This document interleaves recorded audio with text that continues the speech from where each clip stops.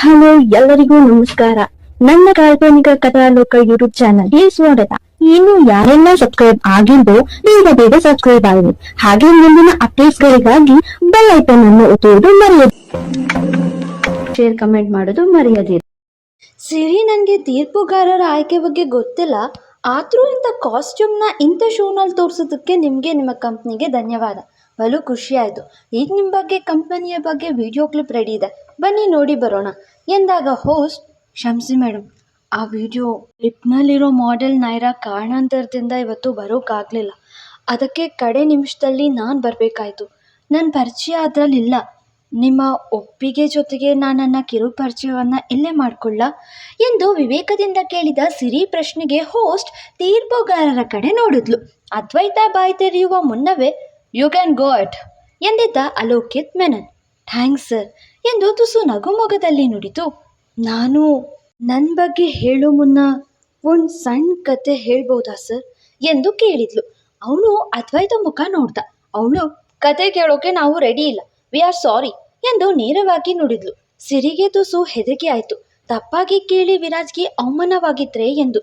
ವಿರಾಜ್ಗೆ ಅದ್ವೈತ ಬುದ್ಧಿ ಗೊತ್ತಿತ್ತು. ಅವನು ಇದು ಎಕ್ಸ್ಪೆಕ್ಟೆಡ್ ಎನ್ನುವಂತೆ ಗುಳಿಕೆನೆ ತೋರಿದ. ಆ ಕತೆ ನಿಮ್ಮ ಇಂಟ್ರೊಡಕ್ಷನ್ಗೆ ಲಿಂಕ್ ಇದ್ರೆ ಯು ಕ್ಯಾನ್ ಎಂದ ಅಲೋಕಿತ್. ಅಲೋಕಿತ್ಗೆ ಸಿರಿ ಮಾತಿನ ಶೈಲಿ ಬಲು ಹಿಡಿಸಿತ್ತು. ಅಚ್ಚ ಕನ್ನಡದಲ್ಲಿ ಬಲು ಸ್ವಚ್ಛವಾಗಿ ಮಾತಾಡ್ತಾ ಇದ್ಲು. ತನ್ಗೇನ್ ಗೊತ್ತು ಅಷ್ಟು ಮಾತ್ರ ಹೇಳ್ತಾ ಇದ್ಲು. ಎಲ್ಲೂ ದುರಹಂಕಾರ ಇರಲಿಲ್ಲ, ಎಲ್ಲೇ ಮೀರಿದ ಮಾತುಗಳು ಇರಲಿಲ್ಲ. ಹೀಗಾಗಿ ಅವನಿಗೆ ಸಿರಿ ಬಲು ಇಷ್ಟವಾಗಿದ್ಲು. ಅದ್ವೈತಾಗೆ ಕೋಪ ಬಂದ್ರು. ಓಕೆ ಗಾಡ್ ಎಂದಳು. ಸಿರಿಗೆ ಈಗ ತುಸು ನೆಮ್ಮದಿ ಆಯಿತು. ಥ್ಯಾಂಕ್ಸ್ ಸರ್, ಥ್ಯಾಂಕ್ಸ್ ಮೇಡಮ್ ಎಂದು ಕತೆ ಶುರು ಮಾಡಿದ್ಲು. ಒಂದು ಸಣ್ಣ ಕುಟುಂಬ ಇರುತ್ತೆ. ಅಪ್ಪ, ಅಮ್ಮ, ಅಕ್ಕ, ತಮ್ಮ, ಎಲ್ಲವೂ ಚೆನ್ನಾಗೇ ಇರುತ್ತೆ. ಕಷ್ಟಜೀವಿ ಆದರೂ ಸ್ವಾಭಿಮಾನಿಗಳು. ಅಪ್ಪ ಅಮ್ಮ ಸಣ್ಣ ಪುಟ್ಟ ಕೆಲಸ ಮಾಡಿದ್ರು ರಾಜ್ಕುಮಾರಿ ಅಂತೆ ಮಕ್ಕಳನ್ನು ಸಾಕಿರ್ತಾರೆ.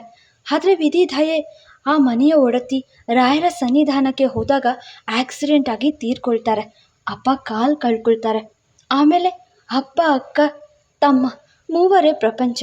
ನಮ್ಮವರು ಅಂದ್ಕೊಂಡ ಬಂಧು ಮಿತ್ರರು ನಾವು ಚೆನ್ನಾಗಿದ್ದಾಗಷ್ಟೇ ಅಂತ ಹೇಳಿ ದೂರ ಇರ್ತಾರೆ.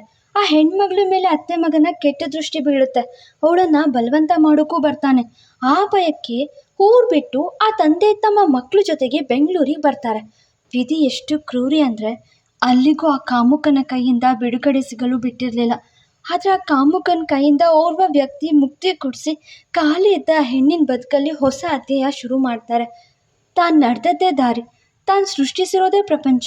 ಅಧಿಪತಿ ಜಾತಕ ಹೊಂದಿರೋ ಕೋಟ್ಯಾಧಿಪತಿ ಅಂತ ಮೆರೀತಿದ್ದವ್ರ ಕೈಯಲ್ಲಿ ನಲುಗಿ ಹೋಗ್ತೀನಿ ಅಂತ ಭಾವಿಸಿ ಅವರೊಬ್ಬ ದುರಹಂಕಾರಿ ಅಂತ ತಿಳಿದು ಆ ವ್ಯಕ್ತಿನ ಆ ಹೆಣ್ಣು ದ್ವೇಷಿಸೋಕೆ ಶುರು ಮಾಡ್ತಾಳೆ. ಆದರೆ ಅವಳ ಪ್ರತಿ ಕಷ್ಟಕ್ಕೂ ಹೆಜ್ಜೆ ಆಗ್ತಾ, ಪ್ರತಿ ನೋವಿನಲ್ಲೂ ಪಾಲುದಾರನಾಗ್ತಾ, ತನ್ನದೇ ಶೈಲಿಯಲ್ಲಿ ಆತ ಅವಳ ಬದುಕು ಕಟ್ಕೊಳ್ಳೋಕೆ ಸಹಾಯ ಮಾಡ್ತಾ ಇದ್ದಾನೆ ಅಂತ ಅರ್ಥ ಆದಾಗ ಅವಳು ಅವನನ್ನು ಪ್ರೀತಿಸೋಕೆ ಶುರು ಮಾಡ್ತಾಳೆ. ಹಿಂದದೇ ಒಂದು ಶೋನಲ್ಲಿ ಟಾಪ್ 1 ಬರಬೇಕಿದ್ದ ವ್ಯಕ್ತಿ ಕೇವಲ ಅವಳೊಬ್ಳಿಗಾಗಿ ನೋವಾಯಿತು, ಅವಳೊಬ್ಳಿಗೆ ಅವಮಾನ ಆಯಿತು ಅಂತ ಅಲ್ಲಿದ್ದ ಅಷ್ಟು ಜನಕ್ಕೂ ಅವಳನ್ನು ವೇದಿಕೆಗಿಂತ ಒಳ್ಳೆ ವೇದಿಕೆಗೆ ಕರ್ಕೊಂಡು ಹೋಗ್ತೀನಿ ಅಂತ ಸವಾಲು ಹಾಕಿ ಆ ಶೋಯಿಂದಲೇ ವಾಕೌಟ್ ಮಾಡ್ತಾರೆ.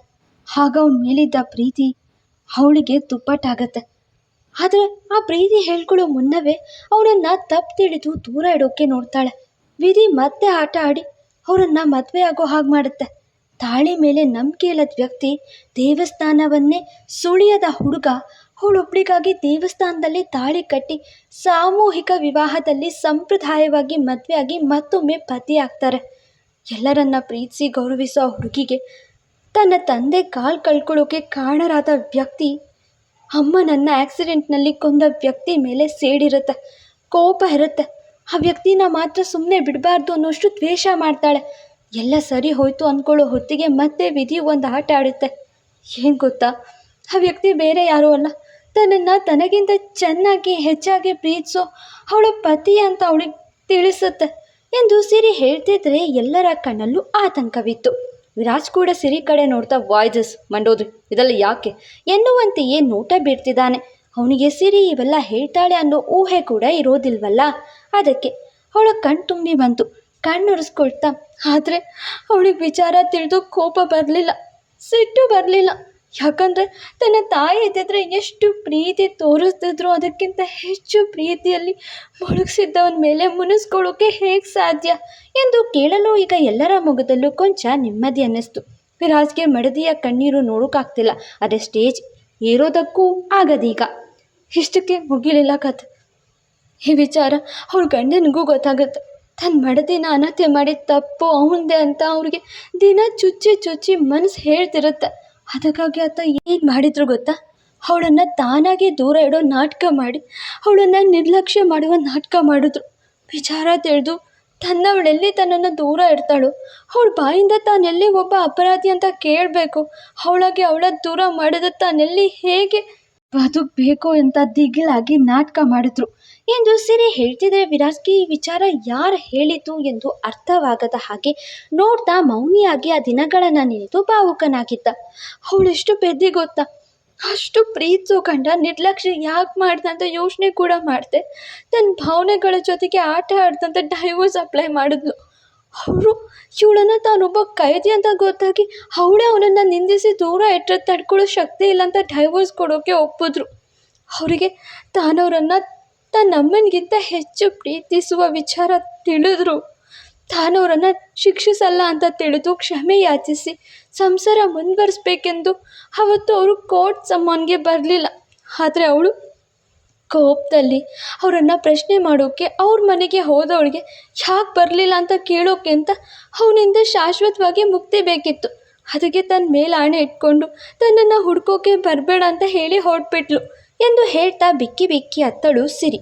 ವಿರಾಜ್ಗೆ ಸಿರಿ ಮಾತುಗಳು ಕೇಳ್ತಾ ಬೇಸರ ಆಗ್ತಿತ್ತು. ದಿಗಂತ್ಗೆ ಕೆಲ ಗೊತ್ತಿಲ್ಲದ ಕಥೆಗಳನ್ನು ಕೇಳ್ತಾ ತನ್ನ ಬುಕ್ ಬರೆಯಲು ನೋಟ್ ಮಾಡ್ಕೊಳ್ತಾ ಇದ್ದ. ಪರಿ ಮತ್ತು ವಿದ್ಯುತ್ ಕೂಡ ಸಿರಿ ವಿರಾಜ್ ಬದುಕಲ್ಲಿ ಏನೆಲ್ಲ ಆಯಿತು ಎಂದು ಬೇಜಾರು ಮಾಡ್ಕೊಳ್ತಾ ಇದ್ರು. ವಾಟ್ ಹ್ಯಾಪನ್ ನೆಕ್ಸ್ಟ್ ಎಂದು ಹೋಸ್ಟ್ ಕುತೂಹಲದಿಂದ ಕೇಳಿದ್ಲು. 4.5 ವರ್ಷದ ನಂತರ ಅವರ ಭೇಟಿ ಆಗುತ್ತೆ. ಅಲ್ಲಿವರೆಗೂ ಅವಳ ಮೇಲಿಟ್ಟ ಆಣೆ ಪ್ರಭಾವ ಆ ಹುಡುಗ ಬದುಕಿದ್ರು ಸತ್ತಂತೆ ಜೀವಿಸ್ತಾರೆ. ಭೇಟಿ ಆದಮೇಲೆ ವಿಧಿ ಕೊಟ್ಟ ಶಾಕ್ ಈ ಬಾರಿ ಏನು ಗೊತ್ತಾ, ಅವಳಿಗೆ 4 ವರ್ಷದ ಮಗನಿರ್ತಾನೆ ಅನ್ನೋ ಗುಟ್ಟು ಗೊತ್ತು ಮಾಡುತ್ತೆ ಎಂದು ಸಿರಿ ಹೇಳಿದ್ದೆ ಎಲ್ಲರೂ ವಾಟ್, ಅವಳು ಬೇರೆ ಮದುವೆ ಆಗಿದ್ದಾಳ ಎಂದು ಬೇಸರ ಪಡ್ತಾರೆ. ಆದರೆ ಆ ಮಗು ಅವಂದೆ ಎಂದು ಸಿರಿ ಮರು ಹೇಳಿದ ಮೇಲೆ ಎಲ್ರಿಗೂ ಹೋದ ಉಸಿರು ವಾಪಸ್ಸಾಗತ್ತೆ. ಅವಳಿಗೂ ಅವ್ರ ಮೇಲೆ ಬೆಟ್ಟದಷ್ಟು ಪ್ರೀತಿ, ಆದರೆ ತನ್ನ ಭಾವನೆಗಳಿಗೆ ಬೆಲೆ ಕೊಟ್ಟಿಲ್ಲ ಅನ್ನೋ ಬೇಸರ. ಈ ನಡುವೆ ಅವಳು ಪ್ರೆಗ್ನೆಂಟ್ ಕೂಡ ಆಗಿದ್ಲು. ಕೋರ್ಟ್ಗೆ ಹೋದಾಗ ಅವಳಿಗೆ ತಲೆ ಸುತ್ತಿ ಚೆಕ್ ಮಾಡಿಸಿದಾಗ ಪ್ರೆಗ್ನೆಂಟ್ ಅಂತ ಗೊತ್ತಾಯಿತು. ಎಲ್ಲಿ ಈ ವಿಚಾರ ಗಂಡನಿಗೆ ಗೊತ್ತಾದರೆ ಅವನು ಅವಳನ್ನು ದೂರ ಹೋಗೋಕ್ಕೆ ಬಿಡಲ್ಲ ಅಂತ ಆಲೋಚನೆ ಮಾಡಿದವಳು ಸತ್ಯ ಮುಚ್ಚಿಟ್ಟು ಮುಂಬೈಗೆ ಬಂದಿದ್ಲು. ಆದರೆ ವಿಧಿ ಮತ್ತೆ ಭೇಟಿ ಮಾಡಿಸ್ತು. ಆದರೂ ಅವಳು ಅವ್ರ ಬಳಿ ಸತ್ಯ ಕೇಳದೆ ಅದೇ ಸಿಟ್ಟು ಸಾಧಿಸಿದ್ಲು. ಆದರೆ ಒಬ್ಬ ಮುಖ್ಯ ವ್ಯಕ್ತಿಯಿಂದ ಅಂದರೆ ಅವಳ ಗಂಡನ ಅಜ್ಜಿಯಿಂದ ಅವಳಿಗೆ ಸತ್ಯ ಗೊತ್ತಾಯಿತು. ಅವಳ ಗಂಡ ಅವಳನ್ನು ಜೀವಕ್ಕಿಂತ ಹೆಚ್ಚಾಗಿ ಪ್ರೀತಿಸ್ತಾರೆ, ಅವಳು ಇಲ್ಲದೆ ನೆರಳ್ತಿದ್ದಾರೆ. ಅವಳ ತಾಯಿನ ಕೊಂದಿದ್ದಕ್ಕೆ ಅವರು ಅನುಭವಿಸಿದ ಶಿಕ್ಷೆ ಆ ನಿರ್ಲಕ್ಷ್ಯದ ನಾಟಕ ಅಂತ ಎಂದು ಸಿರಿ ಹೇಳೋದು ಕೇಳ್ತಾ ವಿರಾಜ್ಗೆ ದುಃಖ ತುಂಬಿ ಬಂತು. ಇನ್ನೊಂದು ಟ್ವಿಸ್ಟ್ ಏನಪ್ಪ ಅಂದರೆ, ಆ ಆಕ್ಸಿಡೆಂಟ್ ಅವ್ರು ಮಾಡೇ ಇರಲಿಲ್ಲ. ಆ ಆಕ್ಸಿಡೆಂಟ್ ಆದದ್ದು ಗಾಡಿ ಬ್ರೇಕ್ ಫೇಲ್ಯೂರ್ ಮಾಡಿದ್ದ ಕಾಣದ ಕೈಗಳಿಂದ. ಆದರೆ ತಪ್ಪಾಗಿ ಅರ್ಥ ಮಾಡಿಕೊಂಡು ದೂರ ಆದದ್ದು ಅವರಿಬ್ಬರು, ಜೊತೆಗೆ ಅವರ ಪುಟ್ಟ ಕೂಸು. ಅದೇ ವಿಧಿ GSM ಅಂತ ಶೋನಲ್ಲಿ ನೈರಾ ಅಂತ ಮಾಡೆಲ್ ಬಾರ್ದಂತೆ ತಡೆದಾಗ ಅವ್ರ ಜಾಗಕ್ಕೆ ನೀನು ಹೋಗಿ ಪಾರ್ಟಿಸಿಪೇಟ್ ಮಾಡು ಅಂತ ಗಂಡನ ಮಾತಿಗೆ ಮೊದಲಿಗೆ ನೋ ಅಂದವಳು ಈಗ ವೇದಿಕೆ ಏರಿದ್ದಾಳೆ.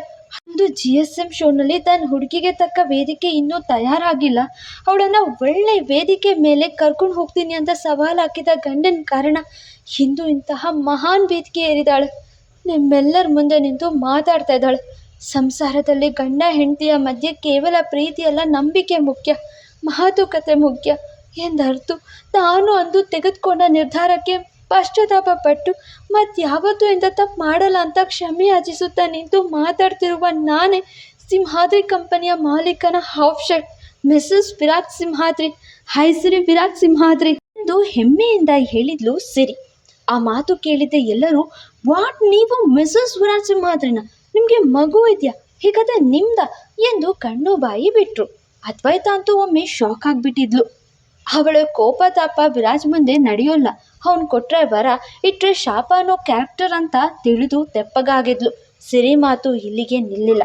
ಮುಂದೆ ಹಾಗಾದರೆ ಸರಿ, ಇನ್ನೂ ಏನೇನು ಹೇಳ್ತಾಳೆ, ಅವಳ ಮನದ ಆಸೆ ನೋವು ಎಲ್ಲವನ್ನು ಹೇಗೆ ಶೇರ್ ಮಾಡ್ತಾಳೆ ನೋಡೋಣ. ಮತ್ತೆ ಸಿಗುವ. Thank you. ಫಾಲೋ ಮಾಡಿ ಕಾಲ್ಪನಿಕ ಕಥಾಲೋಕ. ಮತ್ತೆ ಸಿಗುವ.